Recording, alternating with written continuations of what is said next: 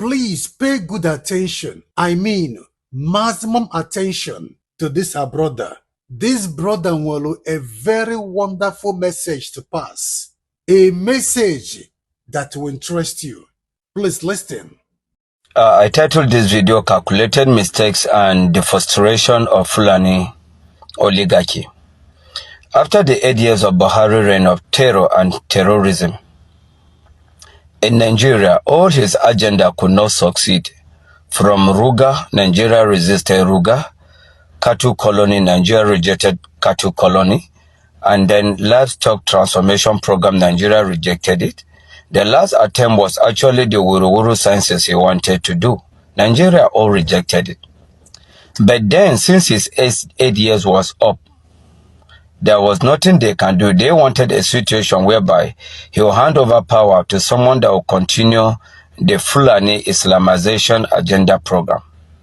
One, the calculation mistake that they did was, okay, let them hand over power to a Yoruba man who will be a Muslim, and they will bring a VP to actually be a Muslim ticket. That desire to hand over power was not out of sincerity, but it was out of mischief. When they told that the grandpa in the villa now, because he was not looking mentally okay and he was not looking strong, they knew very well that Osibanjo would have become a better president by development and economic antics of this country. But no, because they have interior motives, they decided to bring grandpa, who they thought in their mind that would not last.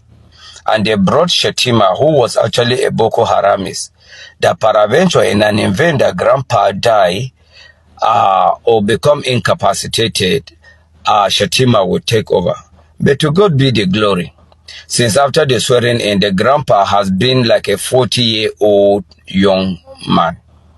Now, their frustration began when they discover that they have made a calculated mistake. One, the grandpa is not dying soon.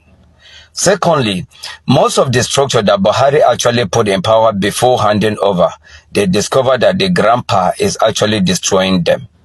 They also discover that the emperor, the pharaoh of Kaduna, that's supposed to actually carry their plan and their agenda, they thought he could either become chief of staff or SSG. He did not get any of those positions. Rather, even the minister could not be given to him.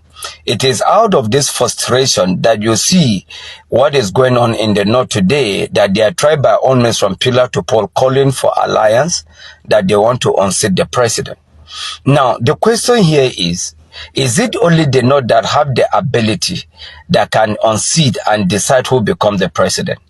I know that grandpa in the villa is not doing well economically. But if it is Nigerians that actually want a different president, that is a different ball game. But it should not be that it is the northern oligarchy that will decide who become president and who lose the presidency. And thank God for the life of Peter Obi, that when they were calling alliance, Peter Obi has stood his ground. He will be the presidential candidate, and El Rufai will not be his deputy except Ahmed Deti. Now, foolishly, they are calling Arayo Boishola, they are calling Rotimi Amechi.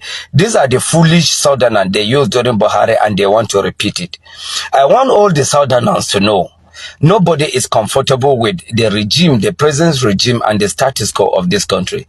But let it be that if Nigerians want change, let the change be from Nigerians and not from a few Fulani northern oligarchy.